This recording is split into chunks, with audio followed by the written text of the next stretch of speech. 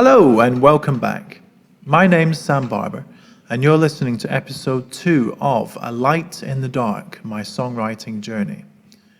In episode 1, I briefly introduced my struggles starting out as a young singer-songwriter with nothing but an old guitar and a fistful of half-baked songs to receiving BBC airplay and releasing my debut album, Let's Join Hands, out on the 30th of April 2021.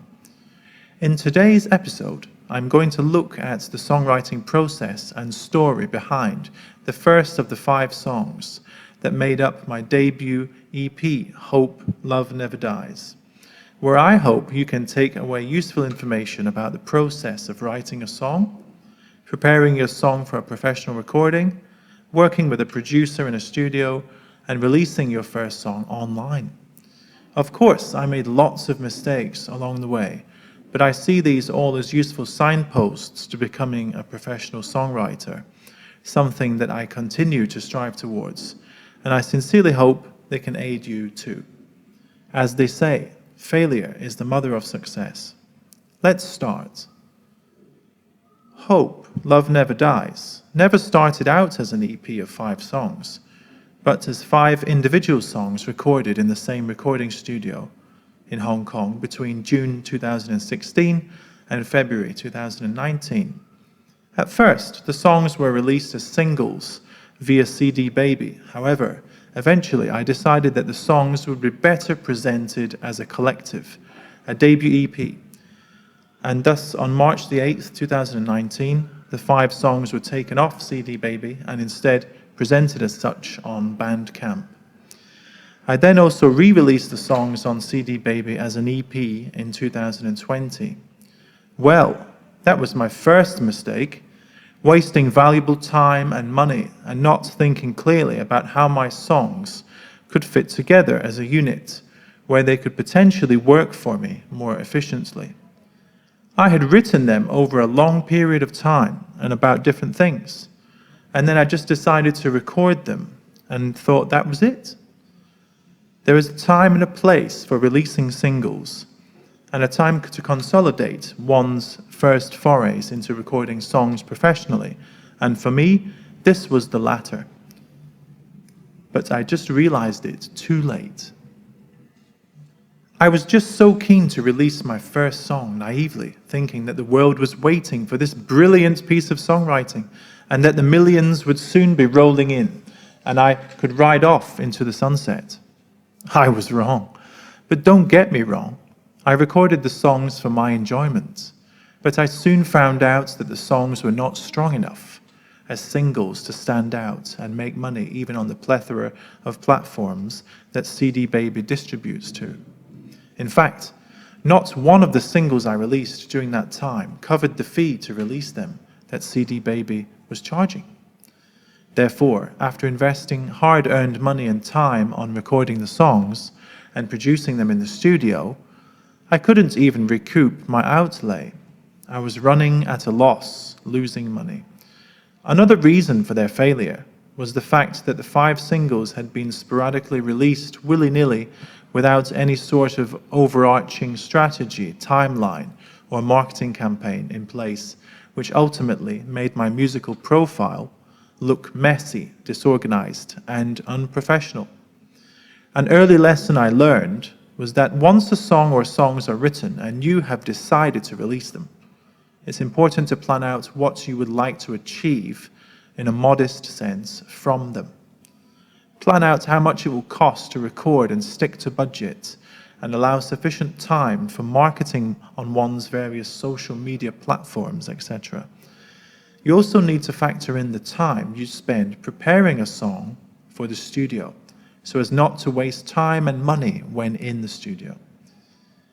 Let's look at song number 1, Far Across the Night Sky, which was actually written in November 2013.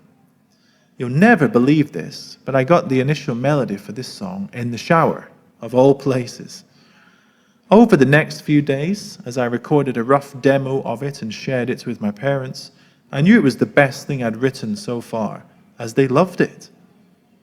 Up until that point, they'd been supportive but lukewarm about my songwriting attempts, and rightly so. But this song was different. It had potential and a nice melody. It's a simple song written in D, a key I like to write in for guitar, and the lyrics pertained closely to the story of Peter Pan and following the second star on the right and straight on till sunrise to Neverland, for example. I gained huge inspiration from the film Finding Neverland, and in my humble opinion, Johnny Depp's astonishing portrayal of J.M. Barrie. It relied heavily on rhyme and simple chord structures and progressions, and I believe the strong aspects of the song are its simple but attractive melody and imaginative, uplifting words and message. Most of my time and effort were given over to the writing of the lyrics, and this took several drafts to settle on something I was happy with. However, after the song was performed at the school drama show it was written for in 2014, without, I must say, making a great impression on the students, I then forgot about it until 2016, when my wife encouraged me to refine the song and record it, as she also liked it. I thought it would be a nice gift for my parents, and so I looked for a recording studio. I contacted one in the Kowloon area of the city and was quoted the reasonable figure of 2,000 Hong Kong dollars to record the song in a studio complete with arrangement and mastering included. However, I was completely out of my comfort zone, as I had never paid to record one of my own songs before. What was I thinking? What if it was a disaster? What if I couldn't even play or sing my own song? However, I was determined to go ahead with my idea, and after a period of revising and rehearsing the song thoroughly for 2 to 3 months, I felt I was ready. I was happy to try something new and also curious to see how one of my songs would sound with the help of the professionals. Could I really be onto something? Could I dare dream to be a songwriter?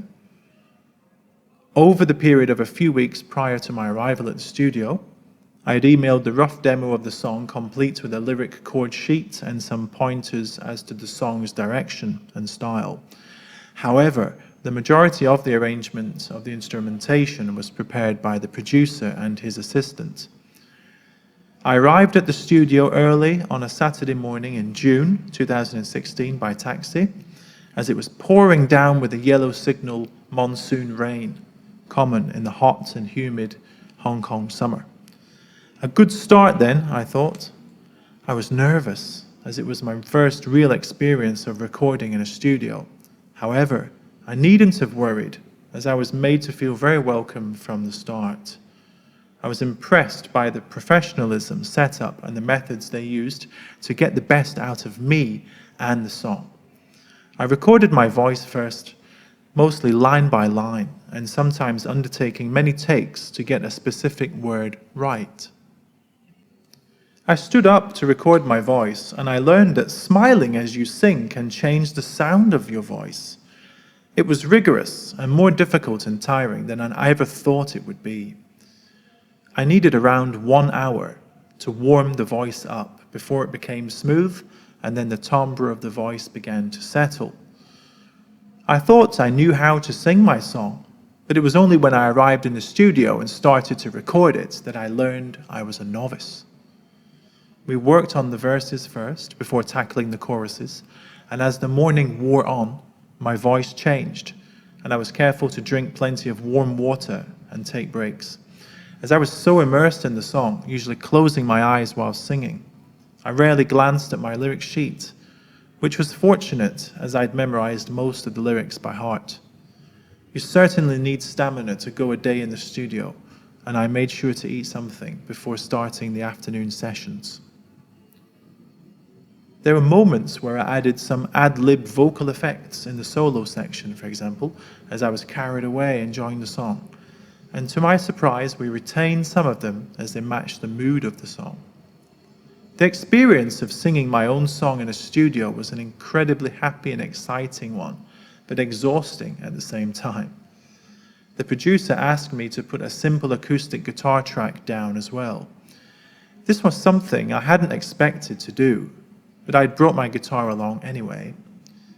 I just thought I would be singing over the top of the arrangement, but somehow adding a guitar track made me feel like I had greater ownership of the song and that I was participating more, and it worked well in the overall mix. I played to a click, and although the chords were easy, it took me several takes to finish because of nerves and under preparation. I also never expected to add harmonies or double track my vocal, which took extra time as I learned on the hoof. I became further aware of the journey a song makes from the high and lonely mountains of your imagination to its final destination in the open sea of music, undergoing all the changes, edits, and additions along the way. How a song is weaved together, much like a tapestry, as layer upon layer is added to it, is a wonderful thing to witness. Aristotle once said, "The whole is greater than the sum of the parts," and I believe this to be the case with songwriting. There were parts I heard separately when recording that I didn't think would go well in the mix, but they worked, and it was an amazing feeling to be part of this organic process. I got to know my song even better than I thought I did already, when breaking it down into its component parts and assembling them again. I also knew that if I were to perform the song live, it would be a completely different experience once again. We worked from around 9 a.m. to after 8 p.m., with small breaks in between, and finally my parts were done. It felt just as tiring as a full day in the classroom, if not more, but the song was sounding wonderful, and despite my inexperience in the studio, we managed to get an honest and heartfelt vocal for the song. The song was subsequently mastered by the producer, and within 2 to 3 weeks the song was ready and still remains a firm favorite of my family and students. I went on to make a lyric video of the song with some images of the Northern Lights and uploaded it to my Teacher How YouTube page, where it became very popular with my students. I also released it as a single on CD Baby, where unfortunately it hardly made a splash. Looking back, I would have done things differently, although I was happy overall with the way things went in my first foray into the studio. I felt more comfortable that I had agreed and paid for the studio time and arrangement fee in advance, as it was something I felt was reasonable, but it also took the pressure off me when I was in the studio.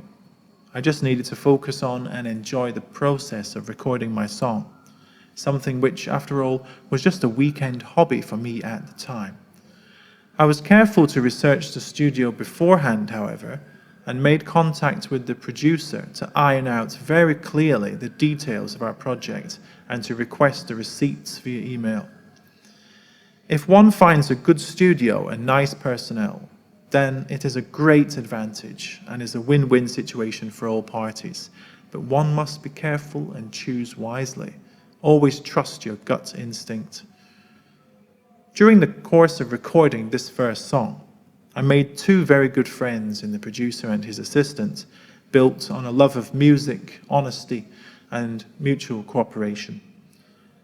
I would have felt more pressure if I was paying by the hour, and may have tended to rush and settle for a lesser version of the song.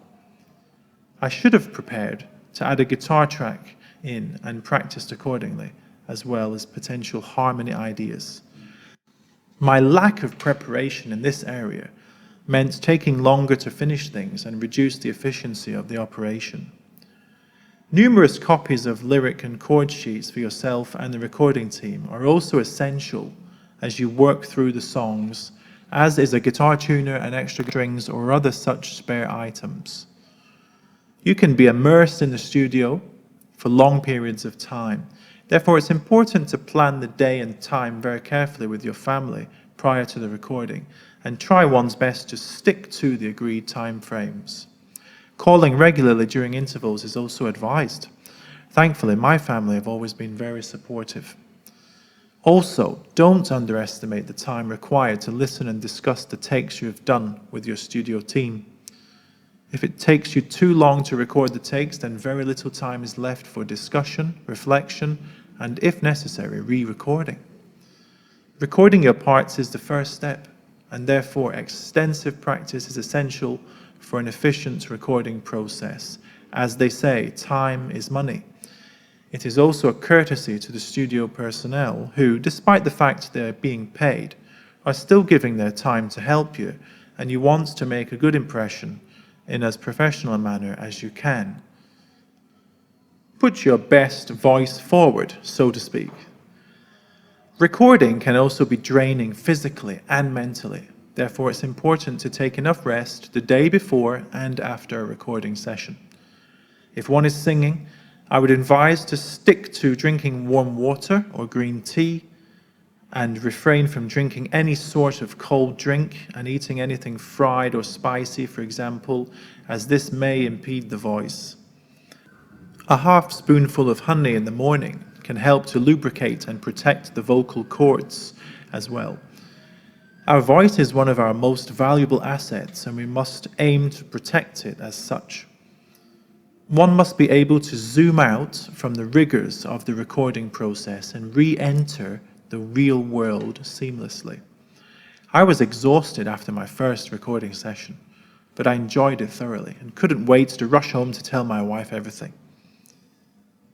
Although we must strive to create our best in the name of our art, I don't believe it needs to negatively impact our personal relationships or our work, for example, just because we didn't sing a part very well or such like. Keep a sense of perspective, stay upbeat and positive, and remember why you wanted to record in the first place. For me, it was as a gift from my parents and wife. If you're paying money to record, one must try one's best and find a way to manage the stress that inevitably comes with the recording process, which will be different for different people.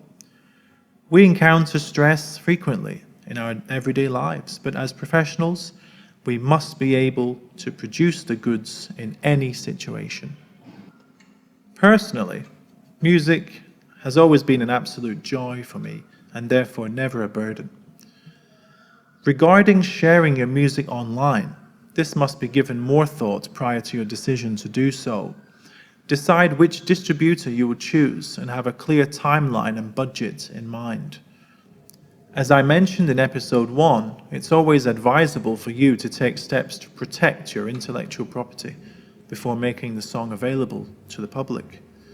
The PRS and the PPL can be of great use in this respect. Building up some sort of a social media presence or awareness of your upcoming single or album is always advised as well. A period of at least 2 months prior to release will allow your friends and followers to welcome your new creative offerings. I've learned from hard experience to assume that you won't make any money from your early songs, from streaming or downloads, etc. If you think that you will, however, then you will most likely be disappointed. If you're in this game for the long term, then I believe it is more important to build up and cultivate a network of like-minded contacts in the industry who recognize you as the hard-working, honest, and talented songwriter you are, and the professional songwriter you aspire to be. As your song portfolio and social media presence grows, so will your following, one would hope. But as a rule of thumb, I would strive to improve your art first and foremost, as this is what will set you apart from the rest. And as you become more successful, you can look to employing more professional people to take care of your marketing and management needs. Therefore, baby steps first, and don't expect too much of yourself too soon. Celebrate the small achievements and enjoy the journey. As James Taylor said in his great song, Secret of Life, try not to try too hard, it's just a wonderful ride. Enjoy it. Also, one needs to think, if it's better to release a single or an album or an EP, are you going to record at the same studio? If so, is it possible to strike a better deal for the next song, for example? Always act with integrity and respect for everyone you encounter, but also try to get the best deal you can. All of these things and more must be given consideration before embarking on any sort of campaign, and I wish you the very best of luck with it all. In the next episode, I'm going to discuss the next song in the EP, Caledonia Dreaming, and the story and processes behind this most personal of songs. Until then, take good care and stay safe. Thank you for listening. Goodbye.